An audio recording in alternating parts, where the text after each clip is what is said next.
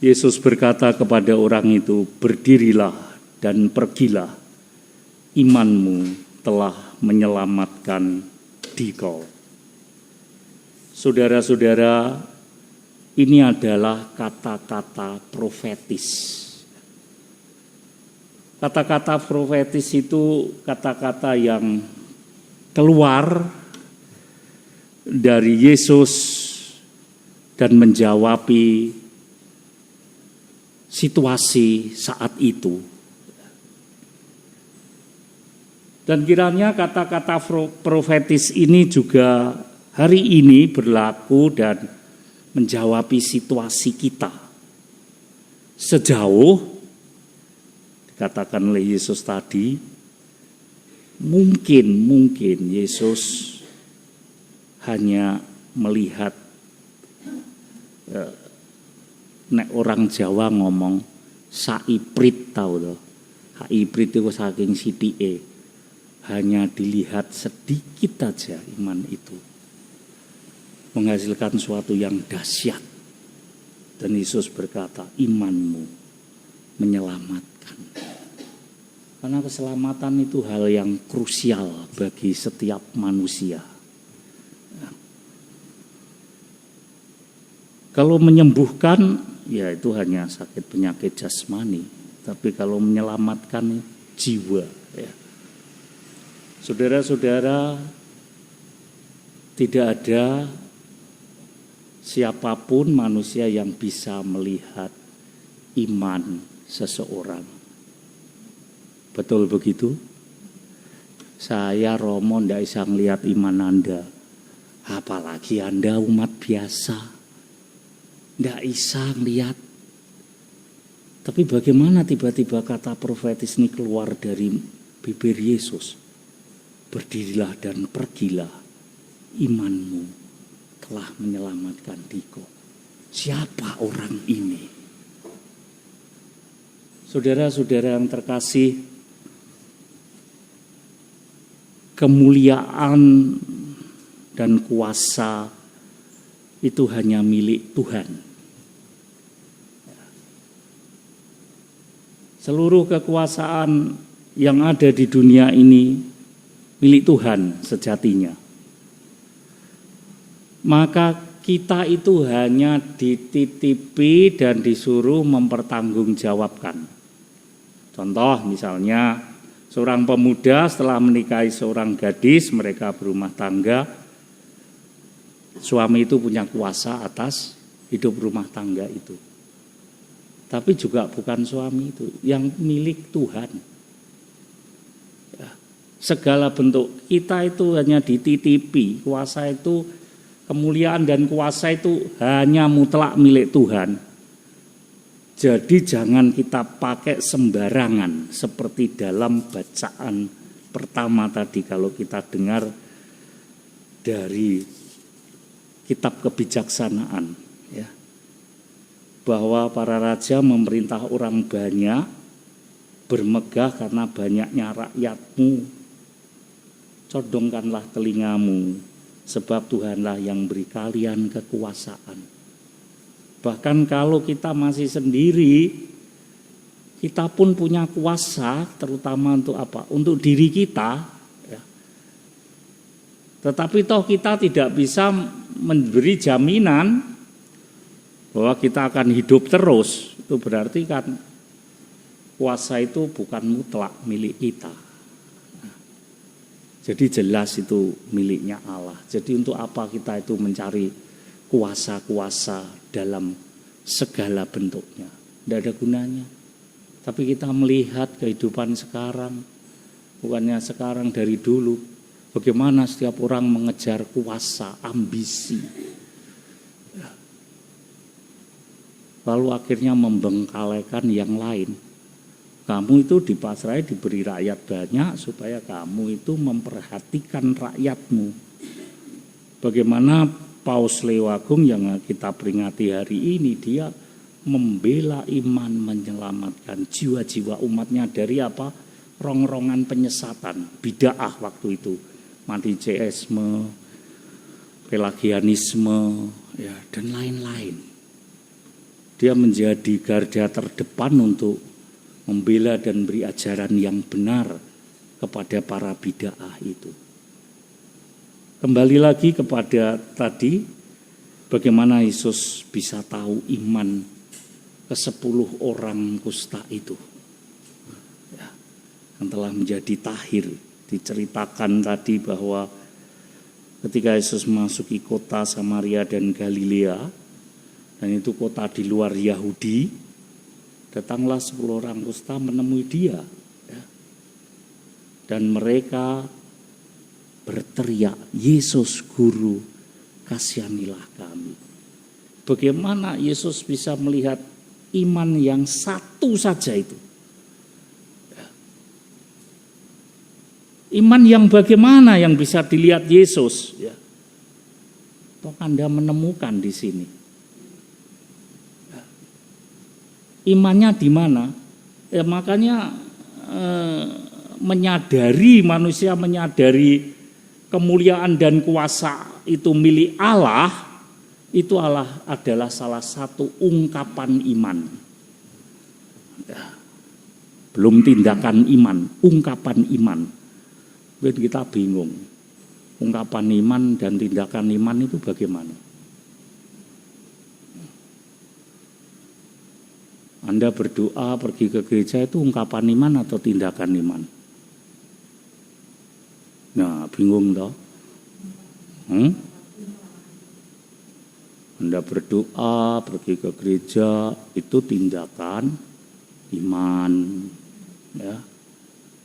Karena Anda mewujudkan, ya, menolong tetangganya atau sesamanya itu tindakan iman atau ungkapan iman?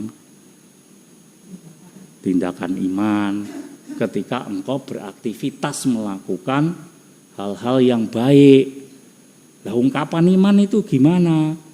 Ya, tadi itu engkau menguasai bahwa kau sebagai kepala keluarga, aku punya kuasa atas keluargaku, tapi Anda sadar bahwa kuasa itu miliknya Allah. Nah, itu ungkapan iman. Ya, Yesus melihat apa? Pertama, dia melihat tindakan iman yang dilakukan oleh 10 orang yang tahir tadi, yang sudah ditahirkan. Yesus kan, mereka teriak, "Yesus Guru, kasihanilah kami."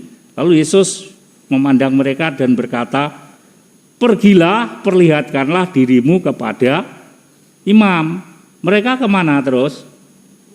Ke imam tadi toh. Jadi apa yang diperintahkan Yesus dilakukan, itu tindakan iman. Ya. Lalu lihat, ketika di tengah jalan mereka belum sampai, ya, tapi sudah sembuh. Tetapi melihat Yesus sebagai seorang guru. Ya. Lalu seorang di antara mereka yang melihat merasa dirinya sembuh kembali sambil memuliakan Allah dengan suara nyaring. Lalu tersungkur di depan kaki Yesus mengucap syukur kepadanya. Lalu tadi dia pertama manggil apa? Guru. Sekarang dia sambil memuliakan Allah dengan suara nyaring, tersungkur, artinya mengakui bahwa Yesus itu bukan sekedar guru, tapi apa? Naik. Rohaninya naik menjadi apa? Tuhan. Bukan hanya penyembuh, tapi mengakui bahwa orang ini pasti punya kuasa. Nah, ini ungkapan imannya dia. Itu dia percaya bahwa Yesus ini bukan sekedar nabi atau utusan atau penyembuh, tetapi dia sungguh-sungguh ada kuasa kealahan di situ. Padahalnya orang Samaria ini sering dianggap orang Yahudi sebagai orang kafir, tidak mengenal Tuhan. Nah, saudara-saudara, maka Yesus mempertanyakan, artinya apa? 10 orang yang tadi disembuhkan itu semuanya tahir loh ya. Karena keterangannya bukankah ke-10 orang tadi semuanya telah menjadi tahir. Di manakah yang 9 orang? Ya. Mungkin di sini ada orang-orang yang bukan hanya orang pinggiran, tapi orang yang sungguh-sungguh mungkin mengatakan orang beragama, mabuk agama, orang beriman, tetapi hanya satu. Itu sebabnya Tuhan Yesus menuntut kita supaya ungkapkanlah imanmu dan tindakan imanmu apa, supaya hari ini Yesus juga kata-kata profetisnya masuk ke hidup kita dan dia melakukan segala sesuatu yang dahsyat.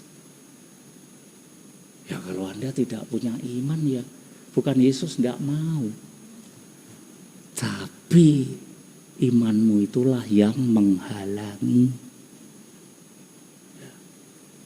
Satu contoh, kalau Anda sudah tidak percaya sama seseorang, bahkan yang dilakukan orang itu yang hebat, engkau tetap tidak akan percaya. Jangan berharap. Jadi bukan orang itu tidak mau melakukan suatu karya ajaib, tapi imanmu lah yang menghalangi. Nah, itu sebabnya hari ini kita rindu kata-kata profetis Yesus. Maka mari kita lakukan tindakan iman dan ungkapan iman itu agar Yesus melihat dan berkata, pergilah, imanmu telah menyelamatkan engkau. Jadi jika kita memiliki iman sedikit saja, ya, tidak ada hal yang mustahil. Yesus ulang lagi loh kata-kata profetis itu. Dan nyata, jikalau kamu hanya punya sedikit iman saja, engkau bisa katakan kepada gunung itu, pindahlah. Oh dahsyat, tidak mungkin. Tidak ada yang tidak mungkin. Masalahnya kita tidak mampu melihat hal-hal yang mustahil itu karena mungkin kita sungguh-sungguh kita kekurangan iman. Bahkan Yesus tidak melihat hanya sedikit saja. Tetapi jika engkau memiliki itu, hal-hal yang ajaib akan engkau lihat.